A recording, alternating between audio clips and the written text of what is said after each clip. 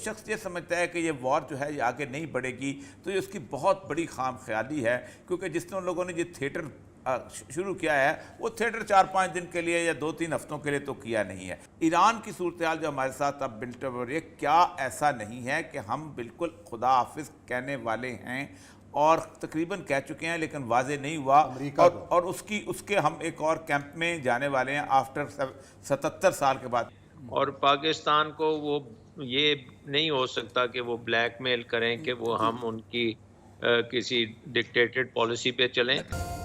जी नाजरीन, प्रोग्राम में खुश आमदीद कहते हैं। यूरोपीय यूनियन ने पाकिस्तान से एक मुतालबा किया है कि खुलकर रूसी हमले की मजम्मत करे और यूरोपीय यूनियन के साथ खड़ा हो। अगर पाकिस्तान ऐसा करता है, नहीं करता, तो इसके क्या मुज़म्मरात हो सकते हैं, असरात हो सकते हैं पाकिस्तान की इकॉनमी के ऊपर? जी डॉक्टर साहब। देखें, आई डोंट थिंक कि कोई यूरोपियन यूनियन ने इस किस्म की कोई रेजोल्यूशन पास की है, क्योंकि बहुत से ममालिक हैं जिनकी वहाँ पे रेजोल्यूशन में उन्होंने पार्टिसिपेट करना होता है। हो सकता है किसी ने वहाँ पे बयान दिया हो इस किस्म का, लेकिन आई डोंट थिंक कि ये कोई सीरियसली इस वक्त कोई थ्रेट है जिसके वजह से कि पाकिस्तान को वो अपने साथ मिलाएंगे तो क्या यूक्रेन में कोई बेनिफिट्स मिलेंगे? नहीं मिलेंगे। आई थिंक कि पाकिस्तान की अपनी एक बायलैटरल रिलेशनशिप है यूरोपियन यूनियन से, और यूरोपियन यूनियन के इंटरेस्ट जो हैं पाकिस्तान में या इस रीजन में, उसके लिए वो अपनी पॉलिसीज़ करते हैं।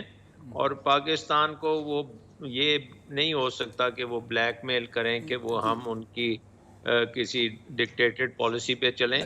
अगर ये काम वो चाइना के साथ कर सकते हैं, दूसरों से कर सकते हैं, लेकिन पाकिस्तान का इसमें कोई जियोपॉलिटिकल हिस्सा नहीं है। So I will be very surprised अगर कोई इस शाह साहब, वो जो लेटर है वो कल वैसे फॉरेन ऑफिस ने भी यही कहा है कि बेसिकली उन्होंने एक लेटर लिखा है मिलके, उस तरह का वो परसुएटिव लेटर नहीं है। शायद खान नाज़िर साहब, यूरोपियन यूनियन की ये बात जो है ये तो अभी बिल्कुल बिगनिंग में है, और अगर कुछ शख्स ये समझता है कि ये वॉर जो है ये आगे नहीं बढ़ेगी, तो ये उसकी बहुत बड़ी खाम ख्याली है, क्योंकि जिस लोगों ने ये थिएटर शुरू किया है वो थिएटर 4-5 दिन के लिए या 2-3 हफ्तों के लिए तो किया नहीं है। जो इंडो पैसिफिक स्ट्रेटजी मेरे हाथ में है, इसके अंदर पूरी आउटलाइंस दी हुई है।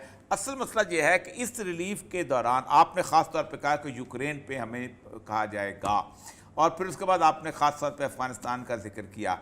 ईरान की सूरत हाल जो हमारे साथ अब बिल्ट हो रही है, क्या ऐसा नहीं है कि हम बिल्कुल खुदा हाफिज कहने वाले हैं और तकरीबन कह चुके हैं लेकिन वाजे नहीं हुआ, और उसके हम एक और कैंप में जाने वाले हैं आफ्टर 77 साल के बाद, 70 ना भी 70 लगा लीजिएगा। तो क्या इस कैंप की तरफ जाने से हमारे माशी हालात ठीक होंगे या ख़राब हो जाएंगे? देखिए, एक चीज़ तो ये है कि मैं शायद खान भाई साहब फिर आपसे लेते हैं, शायद सिद्दीकी साहब से। हाँ जी शायद सिद्दीकी साहब। हाँ जी, मैं आपसे पहले ये बता दूं कि ये इस वक्त जो ये सूरत हाल आई है, इस वक्त पाकिस्तान की मईशत का मैं आपको 3 जुमलों में बता दूं। जुलाई से जनवरी तक पाकिस्तान का तिजारती खसारा पाकिस्तान की तारीख में सबसे ज़्यादा।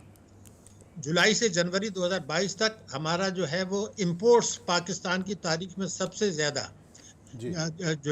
मई से अब तक करंट अकाउंट जो हमारा रुपए की कदर में कमी, ये पाकिस्तान की तारीख में सबसे ज़्यादा इस वक्त ये सूरत हाल में आई है।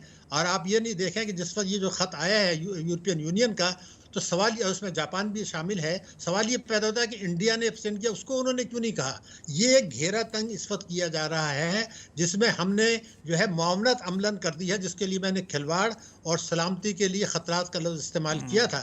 मैं इसलिए आपसे अर्ज़ कर रहा हूँ कि पहले ये देखिए कि 21 महीने तक हमारा प्रोग्राम सस्पेंड रहा। IMF से हमने शराइत तय की, प्राइम मिनिस्टर ने कहा कि जनाब ये हम हर महीने ये पेट्रोल की कीमतें बढ़ाएंगे, ये सब कुछ होगा।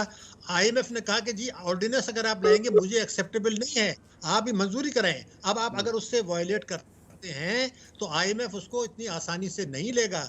ये हमारा बहुत बड़ा गलत फहमी है कि IMF अगर आपका शुरू साल में कमी करते तो ठीक था, जैसे डॉक्टर साहब का फरमा रहे हैं। अब ये मार्च का महीना है, मैंने तो आपको 2 किस्से बताई हैं।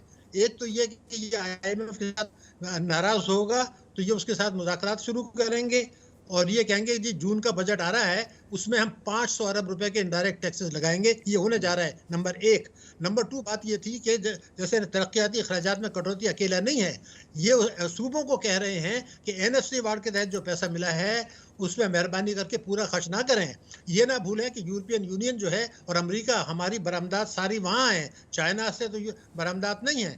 हमारी जो कुछ है रेमिटेंसेस चाइना से निल हैं, तो हमें अमेरिका से कैंप से हम खिलाफ जा नहीं सकते। अमेरिका की मर्जी की इजाज़त के बगैर, सौदे के बगैर IMF का प्रोग्राम दोबारा शुरू नहीं होगा, और हम हर हालत में IMF के प्रोग्राम में रहेंगे, उसकी शराइत मानेंगे, उसके बगैर हमारा गुजारा इस वक्त नहीं है, क्योंकि हमने स्ट्रक्चरल इस्लाहात नहीं की। अगर ये स्ट्रक्चरल इस्लाहात कर देते, मैं दोबारा कह रहा हूँ कि हम 30 रुपये लीटर कम कर सकते थे, लेकिन वो कमी किए बगैर, और एक बड़ा आसान रास्ता था ये जो उन्होंने एमनेस्टी दी है। अगर मैं आपको ये बताऊं, ये कानून की खिलाफ वर्जी कर रहे हैं, इसलिए कि 2019 में जो उन्होंने टैक्स एमनेस्टी लाए थे, उसमें कानून था कि जो असासे मुल्क के अंदर हैं, जिसकी तफसीलात हुकूमत के पास हैं, जो प्राइम मिनिस्टर ने कहा था हमारे पास डिटेल्स हैं, जिन लोगों ने उनसे फ़ायदा नहीं उठाया, उनसे क्रैक डाउन करके 900 अरब लेने थे मुल्क के अंदर असासों के। वो लेने के बजाय अब आपने एक दूसरी एमनेस्टी दे दी। दुनिया में कहीं इतनी एमनेस्टी दी जा रही है, तो इसका नतीजा ये होगा कि मईशत इतनी कमज़ोर बुनियादों पर है कि उसको देख के अब ये खौफ आता है कि अगर अमेरिका और यूरोपियन यूनियन इस तरह बिहेव करते हैं हमारे साथ, FATF का मामला हमारा लटका हुआ है, अफगानिस्तान के मामले में अमेरिका का हमारे ऊपर दबाव है, तो ये सारी चीज़ें हमें देखनी है। और इस वक्त चीन हमें जो है ना, वो कुछ नहीं दे सकता, ना रूस दे सकता है, जो कि अमेरिका देगा, IMF, वर्ल्ड बैंक और दूसरी चीज़ें। इसलिए इस वक्त बगैर इस स्ट्रक्चर इस्लाहात के ये जो हमने खेल खेला है, ये सलामती के लिए इतना खतरा इसलिए है कि अभी जो आपने कौमी सलामती पॉलिसी मंजूर की है आर्मी के साथ इज्तिमाई दानिश में, हाँ, आप उससे तकरीबन 100% खिलाफ हो जा रहे हैं। तो जी ये शाह साहब, मामला इतना आसान नहीं है। जिस ये तरीके से घेरा तंग वक्त कर- कम है, शाह साहब से बिल्कुल आखिरी इसका रिस्पांस लेते हैं। शाह साहब, ये जो इन्होंने खतरात की निशानदेही की है, और जिस तरह की हमारी इस वक्त सिचुएशन है, तबसरा फरमा दीजिएगा कि अगले 3 महीनों के बाद जो IMF की नेगोशिएशन और जो पॉलिटिकल सूरत हाल महंगाई का एक बनेगी, नया जाना, तूफान। क्या हमारा सिनेरियो क्या बन रहा है? देखें, एक तो बात ये है कि ये डॉक्टर साहब ने जो बातें की हैं, ये चाय की प्याली में तूफान के बराबर हैं, क्योंकि ये समझना कि पूरा अमेरिका और पूरा यूरोप पाकिस्तान को ब्लैकमेल करेगा और उस यूक्रेन के ऊपर कोई हमें डिक्टेशन देने के लिए वो अपना पॉलिटिकल एफर्ट लगाएंगे, ये मेरा ख्याल कोई ऐसी मुनासिब बात नहीं है। यस, इस पूरे सिस्टम में ईरान के साथ वो अपना तल्लुकात बेहतर करेंगे ताकि ईरान वहाँ पे तेल और बेच सके इंटरनेशनल मार्केट्स में, और तेल की कीमत को कंट्रोल करने के लिए वो उधर से वो ओपनिंग अप ज़रूर करेंगे। जहाँ तक हमारा तल्लक है, हम IMF के जो परफॉर्मेंस क्राइटेरिया हैं वो ईयर एंड डेफिनेटली मीट करेंगे। बहुत से हमारे अखराजात ऐसे हैं जो हुए ही नहीं हैं, और वो आखिर पे जब आप आके देखेंगे तो वो गुंजाइश निकल आएगी। दूसरी बात है कि आगे चलते हुए जो अगली लेग है इसकी, उसमें जो रिफॉर्म्स करनी है उसमें इजाफा भी है रेवेन्यूज़ का, उसमें बिजली की रिफॉर्म्स भी हैं, उसमें बाकी चीज़ें भी हैं, और वो भी हम करेंगे। सो आई थिंक कोई ऐसी पैनिक वाली आपका बात ख्याल नहीं ये है कि पैनिक की बजाय आपको खुशखबरियां मिल सकती हैं आने वाले 3-4 महीने में। पाकिस्तान के पॉलिटिकल हालात को भी मद्देनज़र रखना होगा कि क्या हालात रहते हैं। अगर हालात अच्छे हैं तो फिर मईशत भी अच्छी होगी। बहुत शुक्रिया दोनों मेहमानों का।